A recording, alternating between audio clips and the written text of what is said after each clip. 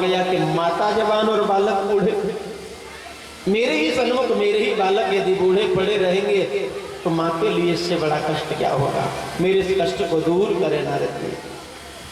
नारद जी ने भक्ति मैया को सांत्वना दी, समझाया कि माँ आप चिंता न करें, केवल खेदिय सेवा ले अहो चिंता पुरातन, श्री कृष्ण चरणं भोजम स्मर दुखम गमिष्यति।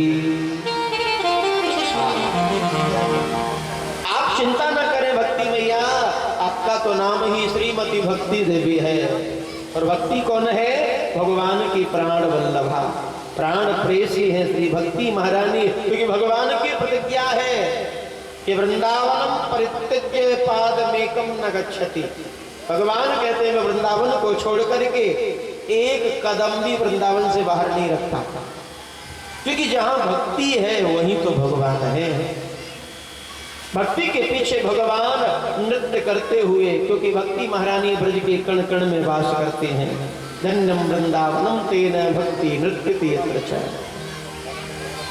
कण कण में भक्ति मैया का निवास है, जहां दूर दूर से भक्ति पाने के लिए, भक्ति का दान लेने के लिए गोपी भाव लेकर के शंकर जी जैसे महायोगी इस ब्रज में आकर के प्रार्थना करते हैं कि कृष्ण प्रेम प्राप्त हो।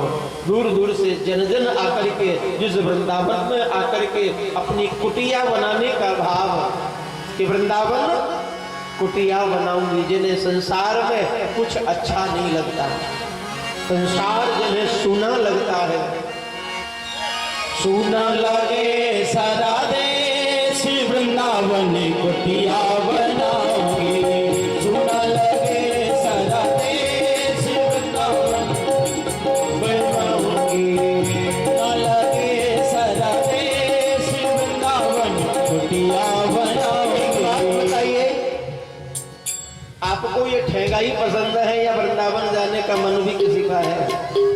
हाथ उठा करके बताना, वृंदावन जाना कौन कौन चाहते हैं? और जब वृंदावन जाओगे तो एक छोटी सी कुटिया भी वहां होनी चाहिए सर छुपाने के लिए। तो किस किस को वृंदावन में कुटिया बनानी है वो लोग भाव से।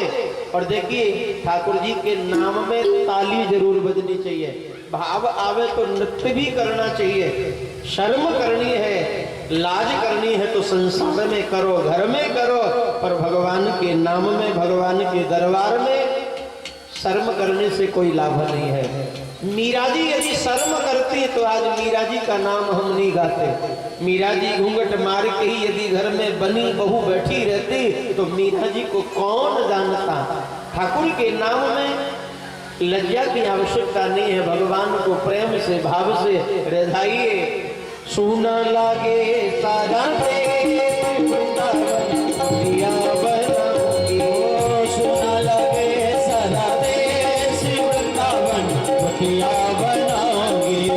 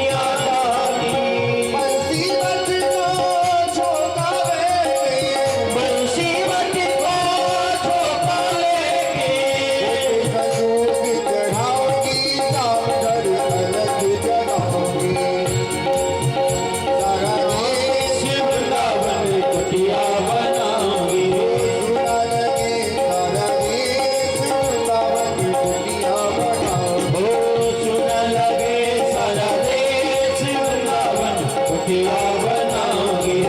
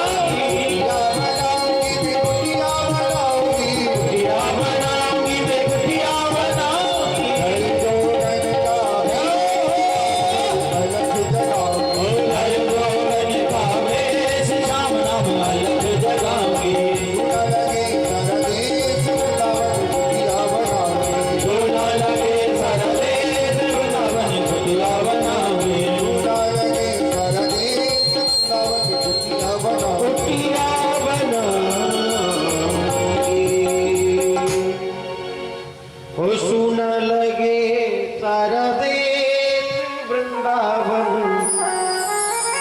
कौन कौन कुटिया बनाएंगे? एक बार हाथ उठा के तो कह दो।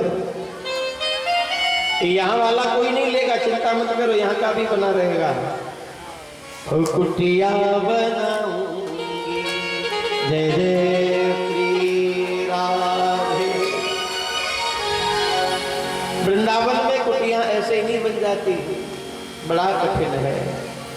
कि ब्रज को बास कठिन माई, बड़ा कठिन है। वृंदावन जाना ही बड़ा कठिन है। लोगों के प्लान बने रह जाते हैं, विचार भरे रह जाते हैं। तैयारी होने के बाद भी ऐसा व्यवधान आता है, ऐसी समस्या, ऐसा काम आता है कि जाना कैंसिल हो जाता है।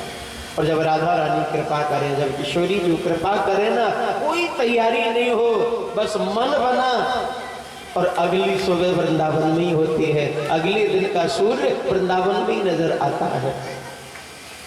कृपा यदि हो जाए कि हम राधे जू के बल अभिमानी, रसिक जन कहते हैं, प्रेमी जन कहते हैं, जो सच्चा रसिक होगा ना ब्रज का, जो सच्चा ब्रज का प्रेमी होगा, वो कन्हैया का नाम नहीं पुकारेगा, वो किशोरी राधा रानी का नाम पुकारेगा।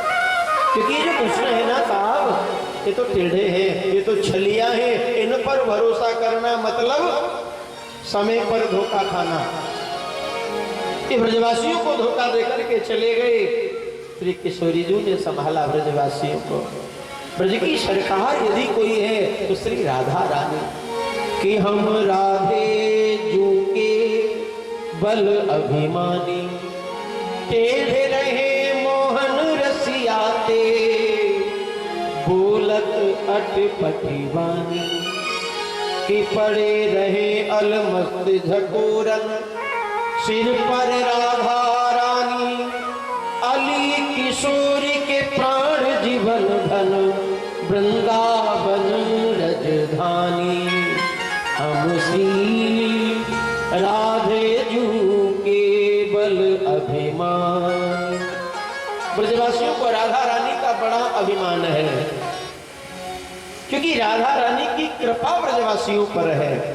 और ब्रज में यदि कोई जाना चाहे तो बिना राधा रानी की कृपा के प्रवेश नहीं मिल सकता। कि ब्रज रानी की कृपा बिना मिले नाही ब्रजवास। जब तक राधा रानी की कृपा ना हो तब तक ब्रजवास मिलना तो बहुत दूर की बात, ब्रज में प्रवेश भी नहीं हो सकता। क्योंकि इसीलिए ब्रज में रहना बड़ा कठिन है, बड़ी कष्ट है वहां। कि ब्रज को बास कठिन माई, कितना कठिन, कैसा कठिन है। यदि वृंदावन में जाएं तो कैसे रहना चाहिए। बहुत से लोग जाते हैं पूरी तैयारी करके, बैग पैक करके, थोड़ा बहुत सामान ले जा करके बढ़िया से होटल में रूम लेकर के ब्रज में रहेंगे और कहेंगे हम ब्रजवास के लिए आए हैं। यदि होटल में ही रूम लेकर के रहना है तो घर ही रहते तो ज्यादा बढ़िया रहता है। ब्रज में रहना और होटल में रहना ये मेल तो किसी भी लता कुंज के नीचे बैठो, किसी भी लता में बैठ करके निधिवन सेवा कुंज इनका दर्शन करते हुए कब सुबह हुई कब शाम हुई ये मालूम नहीं चलना चाहिए। वृंदावन में गए और वृंदावन में जाकर के यदि वृंदावन की रहनी से नहीं रहे तो वृंदावन के रहने का लाभ प्राप्त नहीं होगा। वहां जाकर के वहां की रहनी भी सीखनी चाहिए। ब्रज में कैसे रहना चाहिए, कैसे रहे ब्रज में कि गेल श्री वृंदावन की रहे, सेवा कुंज कोने में बैठे, युगल लाल चितुलही, रसकन के पद चाप हुलसिए, नित गौर श्याम मुख गइए, ललित किशोरी जा विधि राखे, आही विधि सम रहिए, गेल श्री वृंदावन की रहे।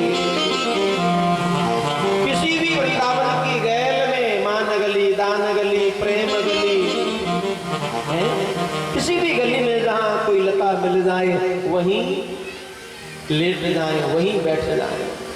किसी भी ब्रजवासी के घर से मांग करके पेट भर लिया जाए, होटल रेस्टोरेंट कहां मिलेगा इसकी बात न देखें, क्योंकि वृंदावन की जो भूमि है ये रसिकों की, प्रेमियों की भूमि है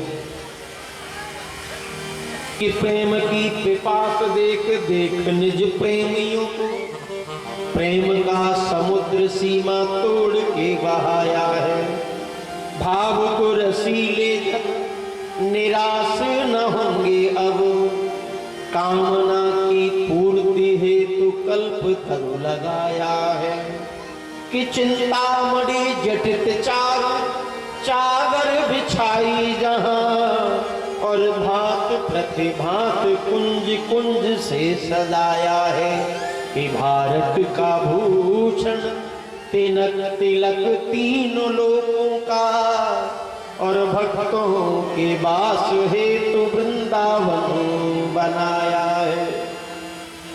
ये वृंदावन क्या है? बोले भक्तों की राजधानी, ये भारत का भूषण, तीनों लोगों का तिलक, तीन लोग जिसको पाने के लिए तरसते हैं, ऐसी ब्रज की वृंदावन की भूमि।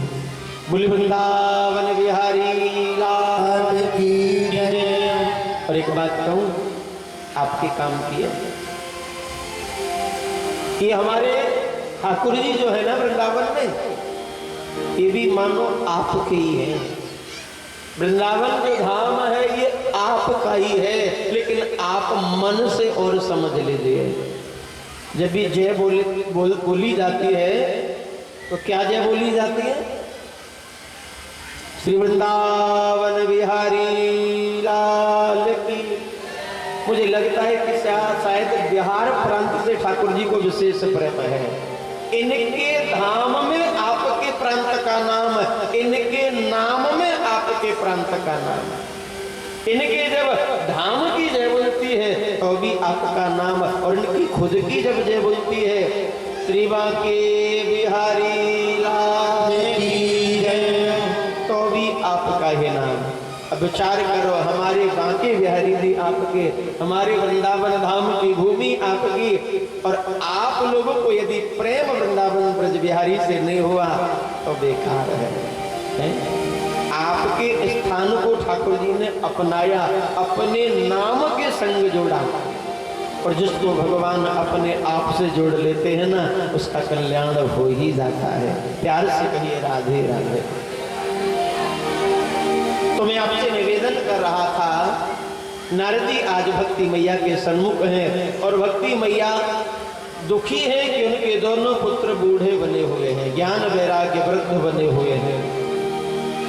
नारद जी ने भक्ति मैया से कहा कि आप चिंता न करें, भगवान के चरणों का चिंतन करो मैया, ठाकुर जी आपके कष्ट को दूर अवश्य करेंगे।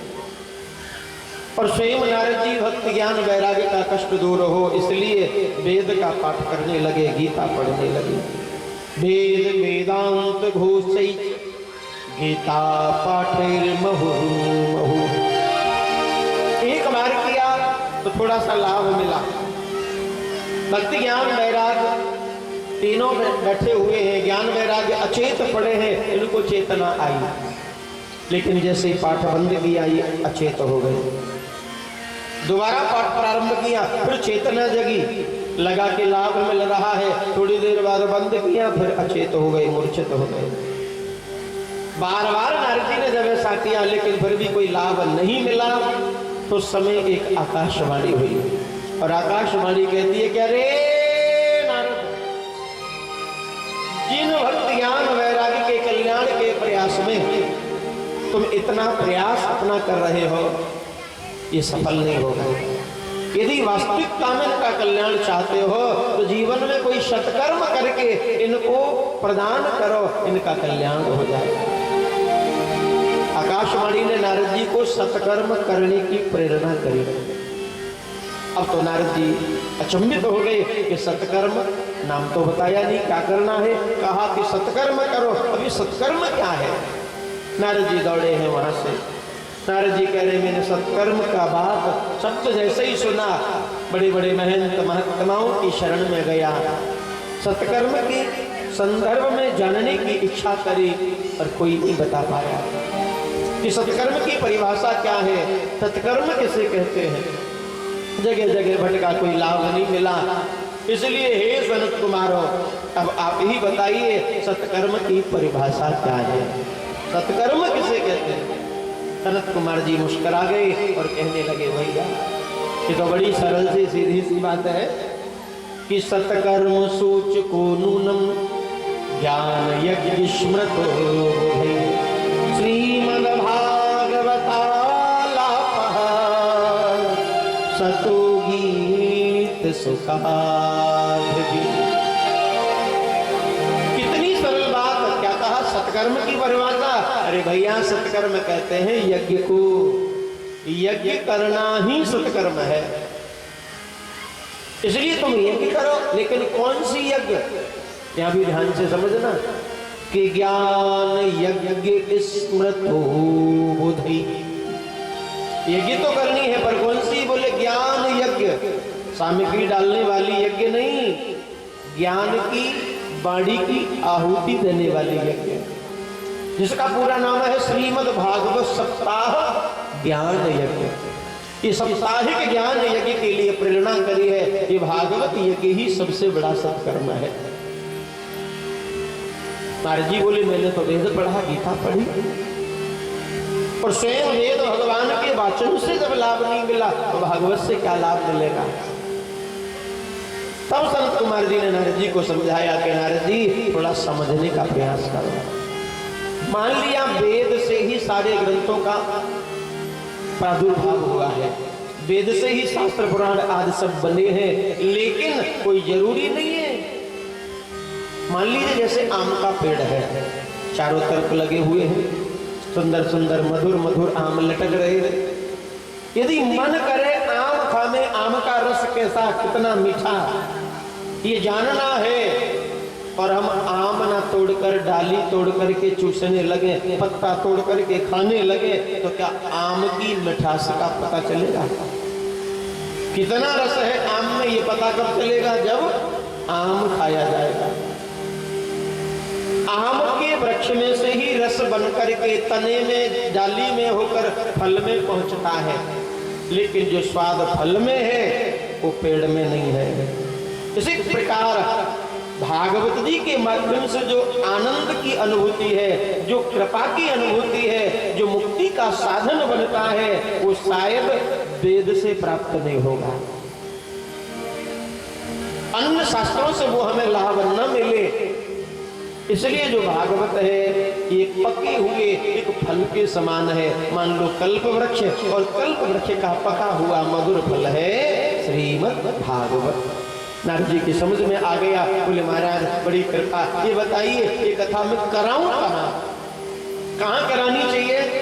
कि गंगा द्वार समीपे तु तटमानंद नामकं, गंगा किनारे चले जाओ, आनंद वन गंगा जी का पावन किनारा है, वहां इस यज्ञ को करो। अच्छा महाराज, फिर तो इसके लिए कोई वक्ता भी चाहिए, कथा कहने वाला कोई कथाकार भी चाहिए। ये कहाँ से ढूंढूंगा? एक काम करिए, आप ही ये कथा कर दीजिए, आप ही वक्ता बन जाइए। तो आज नारद जी की निवेदन से सनत कुमार जी वक्ता बने और नारद जी श्रोता बने। ये कथा प्रारंभ हो गई पहली बार हरिद्वार धाम में। ध्यान देना, सबसे पहली कथा हरिद्वार में हुई है, जहाँ श्रोता के रूप में नारद जी बैठे हैं, वक्ता के रूप में चारों भाई सनत कुमार बैठे हैं और नारद जी कथा भक्ति ज्ञान वैराग्य के कल्याण के लिए सुन रहे हैं। कथा प्रारंभ हुई, फिर सनत कुमार जी ने कथा का व्याख्यान किया कि सदा सेव्या श्रीमद्भागवती कथा यस्याः श्रवण मात्रेण हरिचित्तं समाश्रयेत्। सनत कुमार जी कह रहे हैं कि भागवत कैसी है और भागवत से क्या मिलता है। बोले भागवत का सदैव जीव को सेवन करना चाहिए, सदैव भागवत सुननी चाहिए। यदि सुनने का समय नहीं है तो घर में पढ़नी चाहिए। ज्यादा भी नहीं पढ़ सकते, एक अध्याय पढ़े, एक अध्याय नहीं पढ़ सकते, एक श्लोक पढ़े, एक श्लोक नहीं पढ़ सकते तो आधा श्लोक पढ़े। भागवत जी के एक मंत्र में इतनी शक्ति है कि आपके पाप ताप संताप इन सबको ये मेट सकता है। एक श्लोक रोज पढ़ लीजिए, रोज गा लीजिए, उसी में कल्याण हो जाएगा। और भागवत जी का एक सबसे सरल मंत्र है, आप रोज इसको गाया करिए। कौन सा? कृष्णाय वासुदेवाय देवकी नंदनाय नंद गोप कुमाराय गोविंदाय नमो नमः। ये सबको याद होना चाहिए, बहुतों को याद होगा। ये भागवत जी का स्वयं सिद्ध मंत्र है। रोज प्रातः इसका एक बार उच्चारण कर ले, गायन कर ले, हमारे जीवन में कभी कष्ट नहीं आएंगे। सनत कुमार जी व्याख्या कर रहे हैं कि भागवत से मुक्ति होती है। श्रीमद् भागवतान मुक्ति सप्ताहम वाचनम कुरु। देवताओं ने भी कहा है, और इतना ही नहीं, स्वयं भागवत जी गर्जना करके कह रही है, एकं भागवतम शास्त्रम मुक्तिदानेन गर्जति। भागवत जी कह रही है, भैया मेरी शरण में आओ, जिसको मुक्ति चाहिए वो मेरे सन्मुख आ जाओ। दुनिया का केवल एक पुराण, एक शास्त्र है भागवत, जो कह करके मुक्ति देता है। गर्जना कर रहा है कि मुझे सुनो, मुझे जीवन में धारण करो, तुम्हारी मुक्ति हो जाएगी। ये शब्द जैसे ही नारद जी ने सुना कि भागवत से मुक्ति होती है, तुरंत प्रश्न कर दिया। बोले ठहरिए महाराज, आपने कहा भागवत जी से मुक्ति होती है, लेकिन मेरी समझ में नहीं आया, मैं कैसे मानूं? आप बताइए, किन लोगों की मुक्ति होती है? भजन पूजन पाठ करने वाला व्यक्ति, समाज की सेवा करने वाला व्यक्ति, यदि उसकी मुक्ति हो तो ये कोई बड़ी बात नहीं है, वो तो धार्मिक है, भजन पूजन पाठ करता है, माता पिता की सेवा करने वाला, समाज की सेवा करने वाला, दीन दुखियों पर दया करने वाला, ऐसे लोगों की मुक्ति होती है तो भी कोई बड़ी बात नहीं है। कैसे भागवत से किसी पापी का कल्याण हुआ है या किसी पापात्मा व्यक्ति की मुक्ति हुई है तो बताइए। बड़ी सुंदर बात सुनकर के सनत कुमार जी प्रसन्न हो गए कि ये मानवा पापकृतस्तु सर्वदा सदा दुराचाररता विमार्गः क्रोधाग्निदग्धा कुटिलाश्च कामिनः सप्ताह यज्ञेन कलौ पुनन्ति ते। बड़ी सुंदर बात बताई कि भैया भागवत कथा सुनने से केवल पापी का ही नहीं, ऐसे ऐसे लोगों का उद्धार होता है जो हम सोच भी नहीं सकते। किन का उद्धार होता है? कि जो सदा सर्वदा पाप कर्म में लीन रहते हैं। क्रोधाग्नि दग्धा। बात बात पर क्रोध करते हैं, कुटिल है, कामी है, शराबी है, जुआरी है, तरह तरह के व्यसनों में जो अटके हुए हैं, विषय भोग में भटक रहे हैं। वर्ण संकर पद्धति से जिनका जन्म हुआ, तरह तरह के पाप करे, पाप करने के बाद मर गए, और मरने के बाद यदि भूत प्रेत पिशाच भी बन जाए तो उनका भी उद्धार भागवत की कथा श्रवण से हो जाता है। प्रेत योनि में जानने के बाद भी उनकी मुक्ति हो जाती है। ऐसी दिव्य भागवत की कथा, ऐसा महान ये शास्त्र है। नारद जी बोले हम कैसे विश्वास करें महाराज, कोई प्रमाण हो तो बताइए, कोई दृष्टांत ऐसा किसी के साथ हुआ? बोले हाँ, एक कथा आती है बड़ी सुंदर। अत्र ते केचित् श्यामी इतिहासं पुरातनं यस्या श्रवण मात्रेण पापहानि प्रजायते। ऐसी एक कथा आती है जिस कथा को सुनने से ही पाप कट जाते हैं। मैं तुम्हें वो दृष्टांत, वो कथा सुनाता हूँ, ध्यान पूर्वक श्रवण करो। सुनो नारद, एक नगर था जिसका नाम था उत्तम नगर। उत्तम नगर में वर्णाश्रम धर्म के पालन करता सभी संभ्रांत लोग रहा करते थे। उसी नगर में एक ब्राह्मण रहते थे जिनका नाम था आत्मदेव। आत्मदेव बड़े ज्ञानी थे, विद्वान थे, संस्कारी थे, धनवान भी थे, लेकिन इनकी जो पत्नी है ना, एकदम इनके विपरीत थी। क्या नाम है? धुंधली देवी। यथा नाम तथा गुण, जैसा नाम है धुंधली, गुण भी ऐसे ही है। नाम धुंधली, काम भी धुंध मचाना, कभी पड़ोसी से लड़ लेना, कभी सामने वाले से झगड़ लेना, कभी बगल वाले को चार गाली सुना देना। दिन भर लड़ने झगड़ने में टाइम पास होता। लेकिन शाम को जब पतिदेव अपने यज्ञ आदि कर्म करके लौटते तो बड़ा आदर करते, बड़ा सम्मान करते, आरती की थाली लेकर के द्वार पर पहुंच जाते, आरती उतारते हैं, दरवाजे पर अगवानी करते हैं। और इसी दृश्य को देख करके पत्नी के स्वभाव को आत्मदेव जी समझ नहीं पाए। श्री संत कुमार जी कहते हैं आत्मदेव जो ब्राह्मण है ना, इनके यहाँ सब कुछ है, पर एक ही कमी है, कोई बेटा नहीं है। घर में एक भी पुत्र नहीं है। पुत्र पाने की इच्छा से एक बार आत्मदेव जी घर छोड़कर के वन में चले गए कि अब लौटूंगा तो पुत्र प्राप्ति का वरदान लेकर ही लौटूंगा। मार्ग में एक सरोवर का किनारा देकर के बैठ गए कि यहीं शायद कोई भगवत कृपा हो जाए। 3-4 दिन जब बीते, भूखे प्यासे महात्मा बैठे हैं, तो आज एक संत भगवान यहाँ पधारे और ब्राह्मण को जब रोते हुए देखा तो पूछ लिया, कथम रोदसी विप्रुतम काके चिंता बलीयसि बदतम सत्वरम मह्यम स्वस्य दुःखस्य कारणम। हे ब्राह्मण, तुम क्यों रो रहे हो? तुम्हारे रोने का कारण क्या है, बताओ।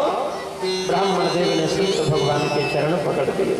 प्रभु आप महात्मा पधारे, बड़ी कृपा करी, लेकिन मेरे रोने का कारण है कि मेरे घर में कोई पुत्र नहीं है,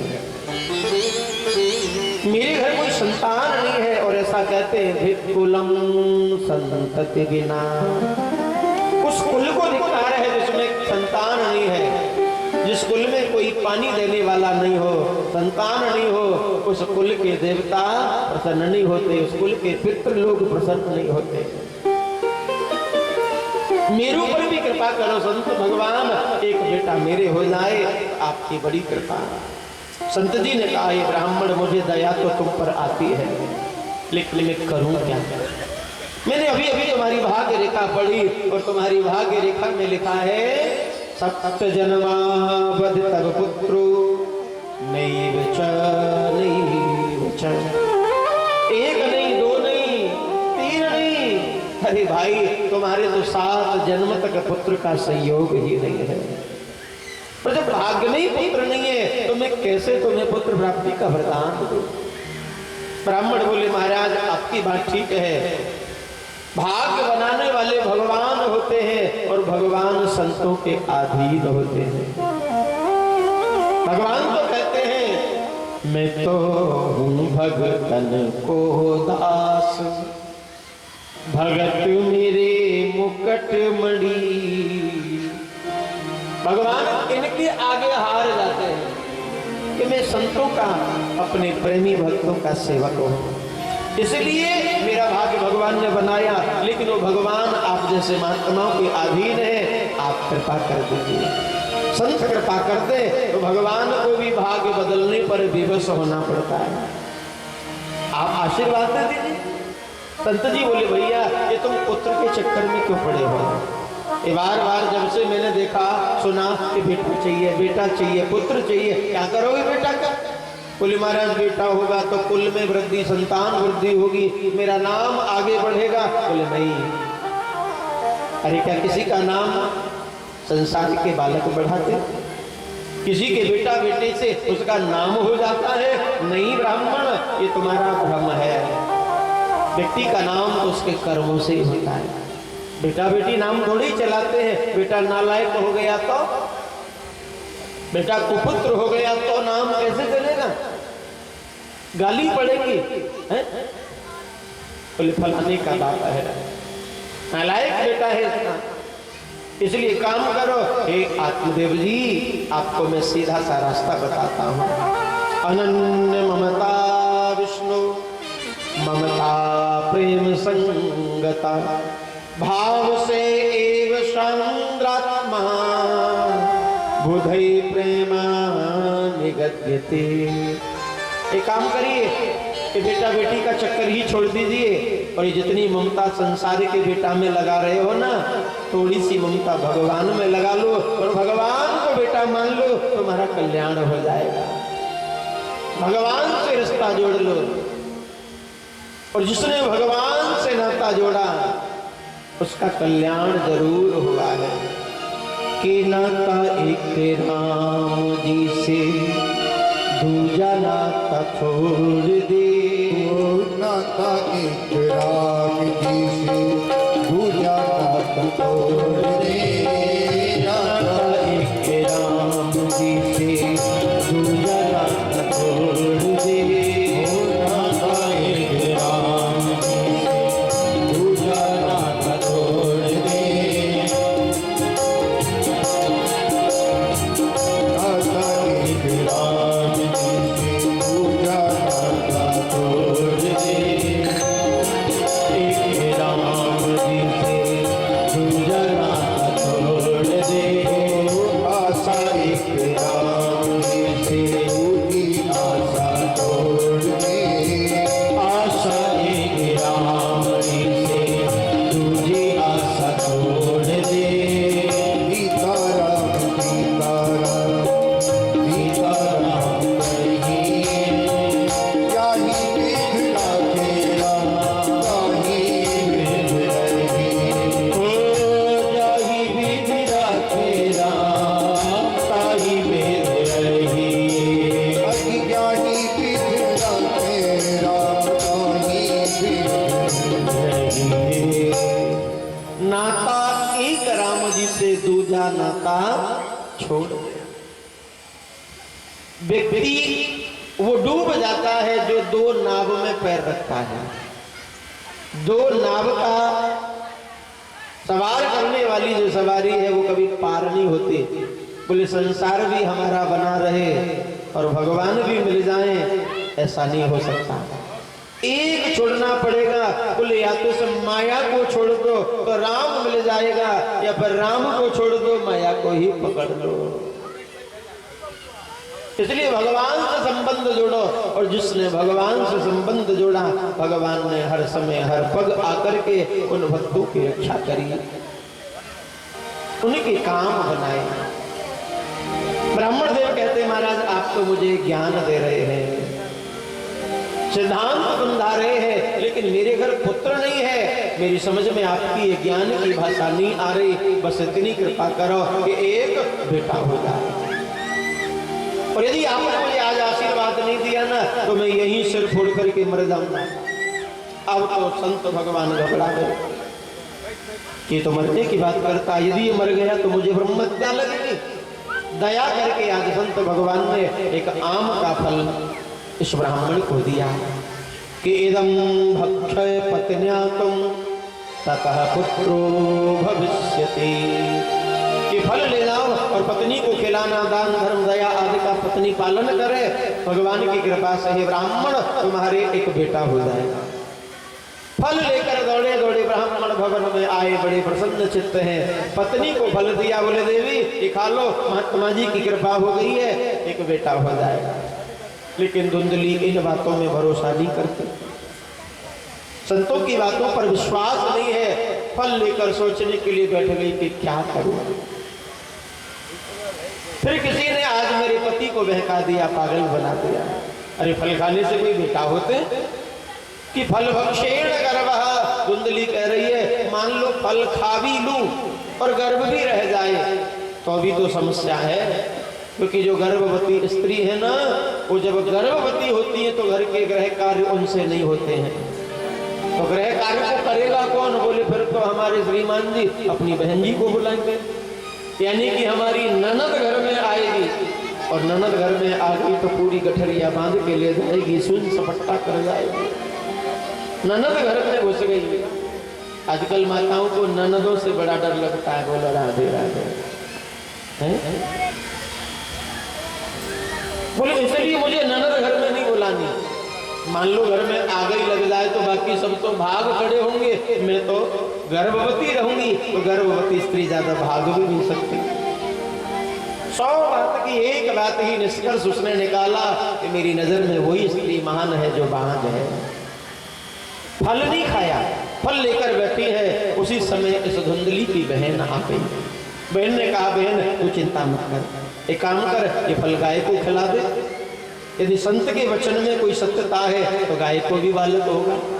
रही बात तेरी तो मेरे घर बालक होने वाला है, वो तू ले लेना, कुछ धन दे देना मुझे, तेरा भी काम बन जाएगा, मेरा भी काम बन जाएगा। धुंधली ने वो फल आज गाय को खिला दिया। पेट पर वस्त्रों का पोटला बांध लिया, पति देव को बहकाने लगी और धीरे धीरे समय बीता। वो समय आ गया कि बहन के घर बैठा हुआ। रात में बहन चोरी से बालक को बहन को धुंधली को दे गई, और प्रातः काल होते धुंधली ने पोटला खोल करके फेंक दिया और कहा कि सुनते हो जी, अजी बेटा हो गया, पुत्र हो गया। आत्मदेव जी तो प्रसन्न हो गए कि बेटा हुआ है। वर्षों से जिसकी इच्छा कर रहा था वो बेटा हो गया।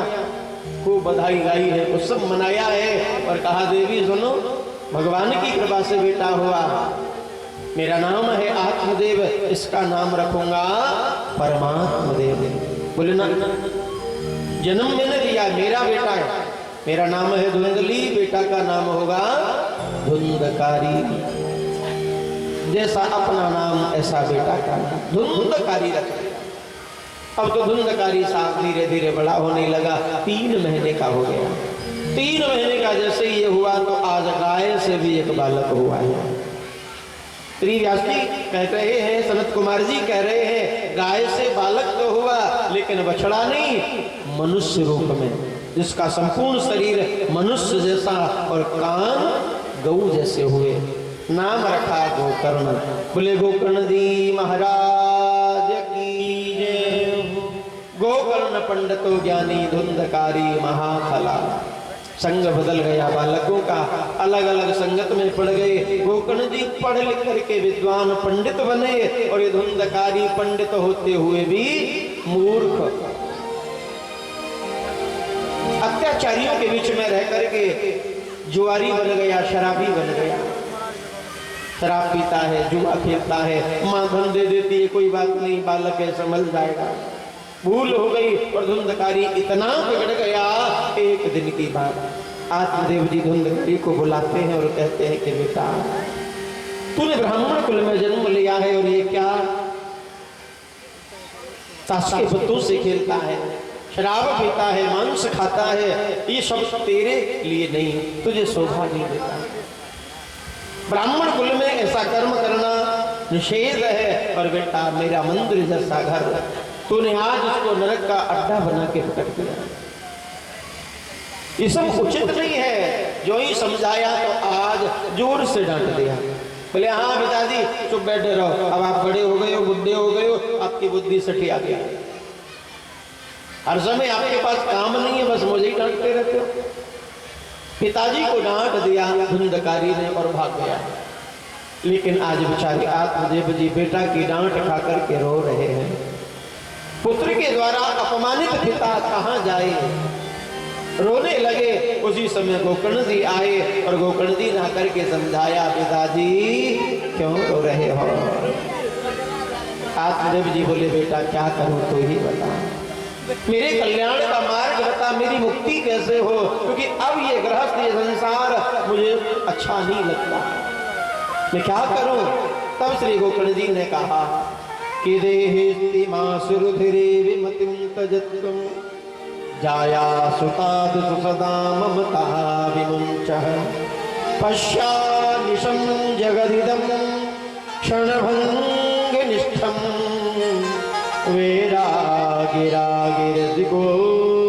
भवभक्तिनिष्ठः।